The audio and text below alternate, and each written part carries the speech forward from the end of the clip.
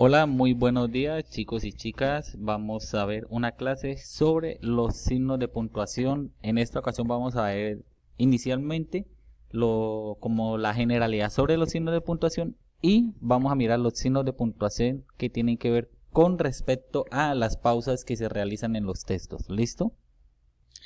Bueno, comencemos por la definición de los signos de puntuación. Los signos de puntuación facilitan la comprensión de lo que se escribe o de lo que se está leyendo. Además, nos permiten dar la entonación adecuada a la lectura que estamos realizando. Las frases y oraciones pueden alterar el significado y sentido con el solo cambio de los signos ortográficos, por eso son muy importantes. Hay dos recomendaciones. La primera es que no usemos en exceso los signos de puntuación porque esto cansa al lector estar pare durante una lectura, ¿sí? Y puede llegar a generar confusiones en el significado del texto.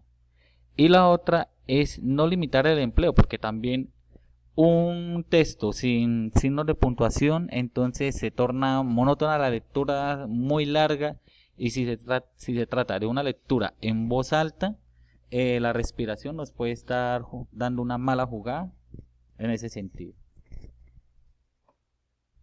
Bueno, entonces los primeros tipos de signos de puntuación son aquellos que se utilizan para indicar las pausas que se hacen dentro de una lectura. Son la coma, el punto, los puntos suspensivos, el punto y coma y los dos puntos.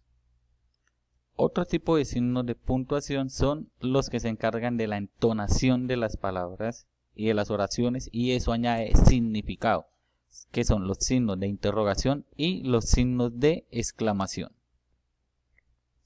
Y por último tenemos los signos auxiliares, que ya son varios y se utilizan según el tipo de texto que estamos redactando, y cada uno tiene su significado. ¿Listo? Son los paréntesis curvos, los paréntesis rectos o corchetes, las comillas latinas, comillas sencillas, el apóstrofo, la raya, el guión, el asterisco, la diéresis, la línea de subrayar, la diagonal o barra, la cejilla, las llaves, el párrafo, la raya vertical doble y el ampersand.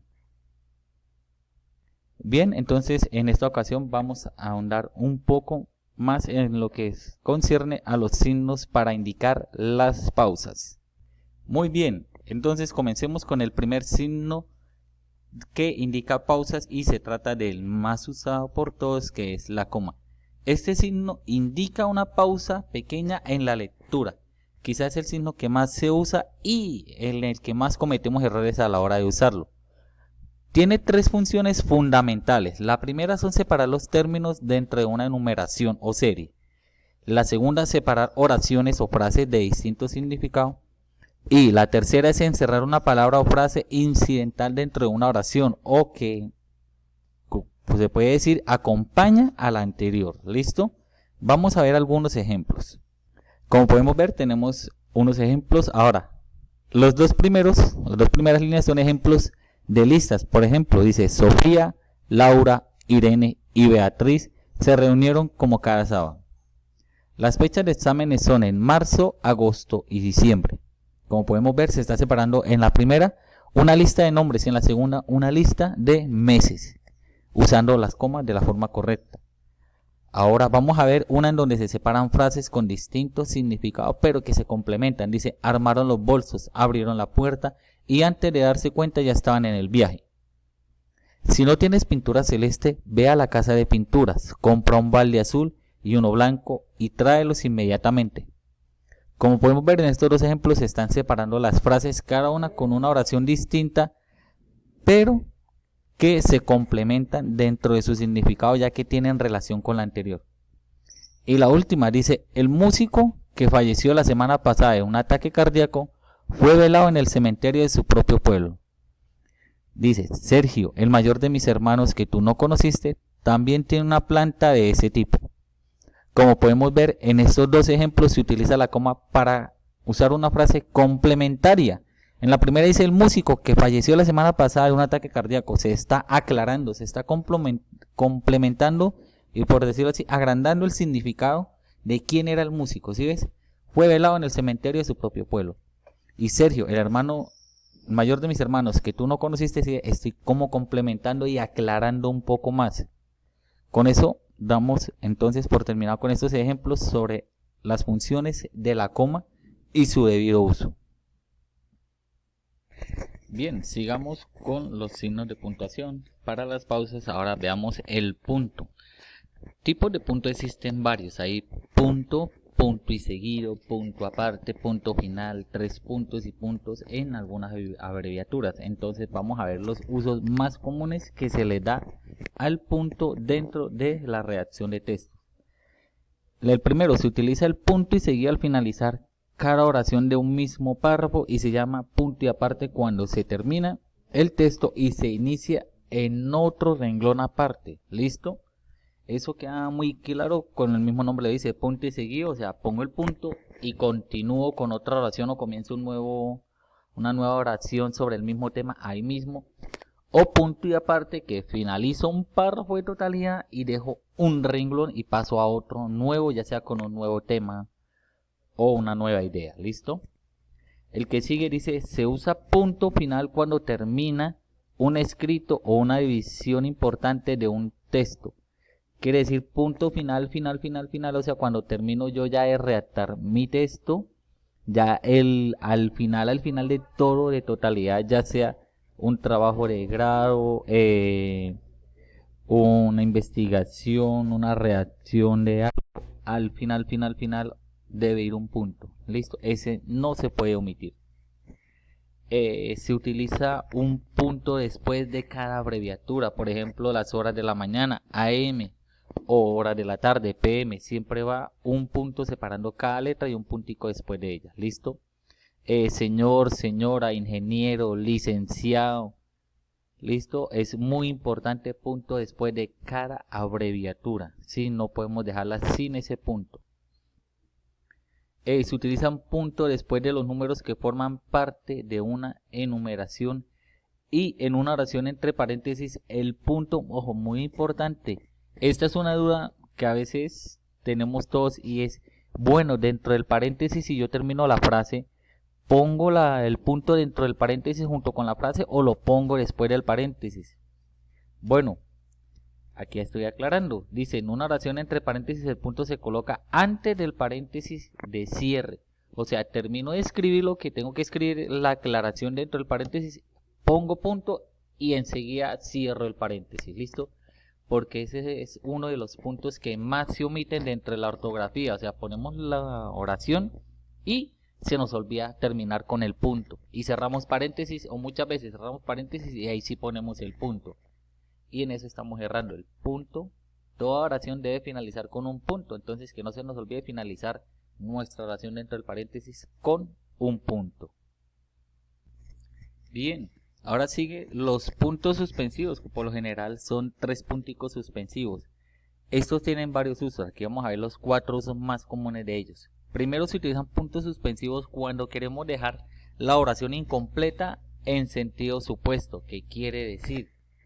Por ejemplo, yo no sé, tú verás y pones 3 puntos, o sea, como bueno, hazte la idea que puede llegar a suceder, ¿sí? O por ejemplo, una oración que diga, y todo comenzó aquella noche cuando se apagó la luz y dejamos 3 puntos. Eso quiere decir, uy, algo pasó, ¿sí es? Se deja al suspenso y al supuesto de la imaginación de la persona.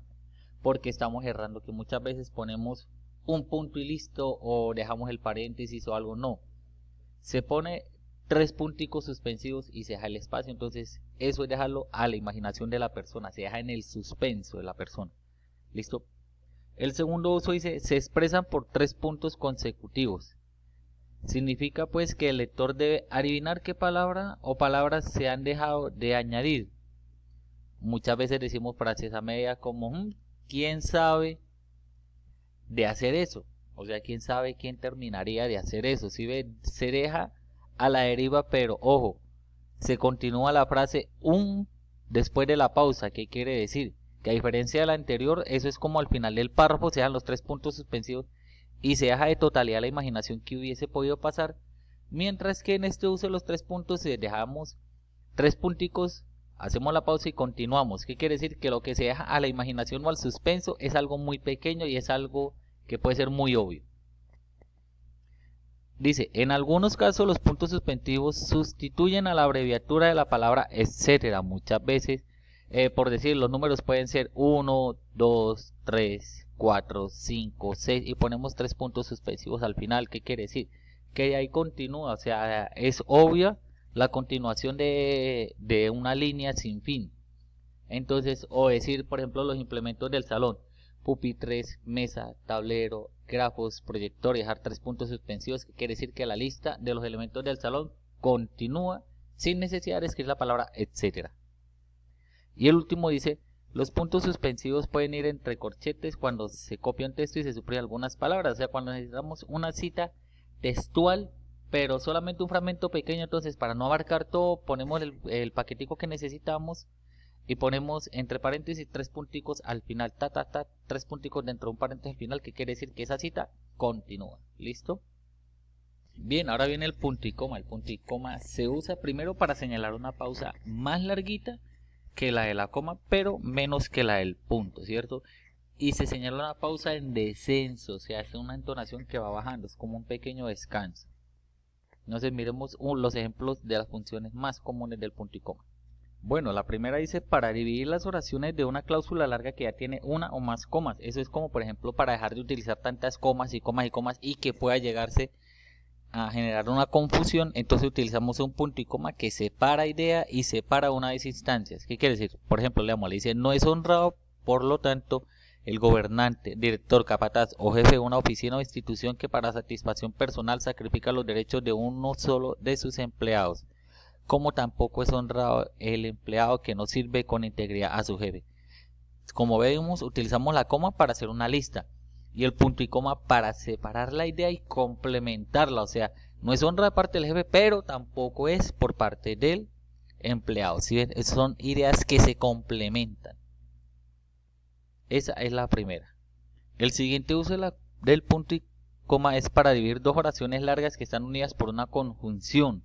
También se usa para unir dos oraciones que, aunque no haya conjunción, sí la extensión de la misma así lo justifica. Por ejemplo, el anuncio es el arma más eficaz con que cuenta un comerciante, y un buen programa de anuncios aumentará las ventas y las ganancias de una corporación. Como vemos, utilizamos el punto y coma de una manera eficaz porque ahí vemos la conjunción, la y, pero como la frase está muy larga, podemos utilizar el punto y coma. Así el lector puede hacer una pausa y continuar sin perder el hilo y sin cortar tanto la idea, y se complementa de una forma muy buena. Ahora, el uso de los dos puntos indican una pausa algo larga, pero se describe después de ellos, es para completar, aclarar o resumir algo que se ha expuesto anteriormente. Sí, entonces primero se usan los dos puntos después del saludo en las cartas, después del vocativo que se utiliza al principio de un discurso, por decirlo así. Bueno, buenos días, buenas tardes, buenas noches, dos puntos, la presente, así a la hora de resumir una carta o de un discurso. Puede que nosotros oigamos muy bien cómo lo dicen, pero no hemos tenido en cuenta el implícito que está el dos puntos ahí. ¿Listo? Entonces, siempre en una carta, en un saludo, se utiliza el dos puntos y se aclara después lo que se quiere decir, como el tema o el motivo. También se utilizan los dos puntos para ejemplificar. ¿Qué quiere decir? Por ejemplo, así, dos puntos, por ejemplo, dos puntos, de esta manera, dos puntos, como sigue, a continuación la siguiente. Sí, para evitar truncarnos o hacer comas y punto y comas. El dos puntos es perfecto a la hora de hacer aclaraciones o ejemplificar algo. Por ejemplo, dos puntos, una frase o algo que lleve implícito el uso de los dos puntos, como lo estoy haciendo en este caso. Y por último, algunos ejemplos del uso de los dos puntos. Por ejemplo, antes de una enumeración, antes de la palabra o frase o ejemplo como conclusión, por ejemplo, ejemplo, ¿sí? O antes de una cita textual de alguien. Quiere decir, bueno, lo que dijo María, dos puntos, yo no me iré a casar con tal joven. ¿Sí ves? Se utilizan los dos puntos. Bueno, chicos, espero se animen y haya sido de mucha ayuda estas instrucciones sobre los signos de puntuación en cuanto a la entonación, en cuanto a las pausas que se hacen dentro de un texto. Así que es hora de comenzar a redactar todo. ¿Listo?